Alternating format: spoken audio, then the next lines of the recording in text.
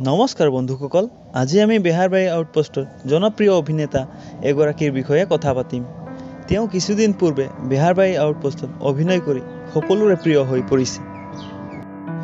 বন্ধুসকল, বলক ভিডিঅ'টো আৰম্ভ কৰোঁ। বেহাৰবাৰী আউটপোষ্টত কিছুদিন পূৰ্বে জইন হোৱা অভিনেতাগৰাকী হৈছে হৰভজন সিং। আমি সকলোৱে তেওঁক বিষ্ণু নাথ বুলি বেহাৰবাৰী আউটপোষ্টত অভিনয় কৰা দেখি আহিছোঁ। তেওঁৰ প্ৰকৃত নামটো হৈছে বিপুল নাথ।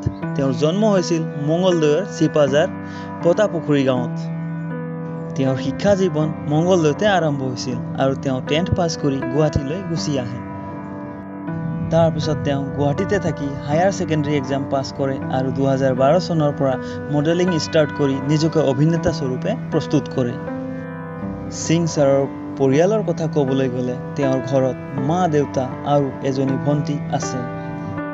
তেওঁৰ মাৰ নাম হৈছে ডিম্বেশ্বৰী নাথ আৰু দেউতাকৰ নাম হৈছে ভূমিধৰ নাথ। সিং ছাৰৰ ডেট অফ বাৰ্থটো হৈছে 3rd মাৰ্চ। সিং ছাৰে প্ৰথম অভিনয় কৰিছিল DDI অৰ্থাৎ দূৰদৰ্শন পৰাই তেওঁ অভিনয় জগতত ভৰি দিছিল।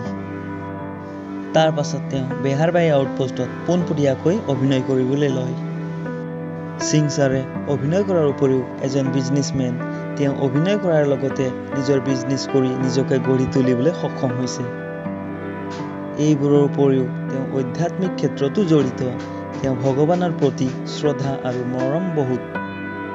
বন্ধুসকল, সিং ছাৰৰ বিষয়ে যিমানখিনি পাৰিলোঁ আপোনালোকক জনালোঁ। আপুনি যদি সিং ছাৰৰ ভিডিঅ' ভাল পায় তেনেহ'লে প্লিজ কমেণ্টত জনাব আৰু লগতে আমাৰ চেনেলটো ছাবস্ক্ৰাইব কৰি বেল আইকনটো দবাবলৈ নাপাহৰিব।